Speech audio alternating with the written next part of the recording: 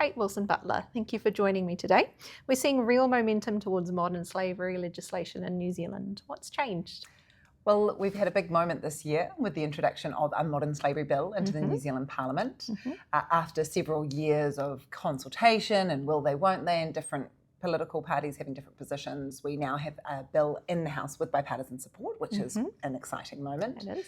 It's awaiting its first reading, and in our workshop coming up, we'll unpack what the likely legislative timeline looks like and what businesses can expect in terms of an implementation timeframe. It's big news because its scope is wide. All entities above $100 million consolidated revenue are expected to be captured by their reporting obligations. And the content of the bill has some similarities, but also some important differences with what's both been proposed previously in New Zealand, but also with similar regimes such as Australia. So one to watch and one to understand. Definitely. And for business leaders watching us, what should they be paying attention to right now? Yeah, so I think there's definitely no cause for alarm. We're likely a wee way away from actual legislation that's imposing obligations in New Zealand.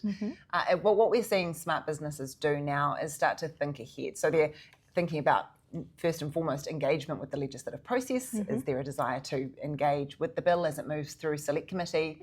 They're also having those internal conversations. So engagement with management, reporting up to the board, upskilling and awareness around what the entity's current practices look like, and mapping those against what the reporting obligations are likely to be, and figuring out whether there are any gaps or work-ons to get started on now, so it's not a scramble to the deadline when reporting obligations do kick in. I understand. And why do you think peer learning and collaboration is so valuable on a topic like this?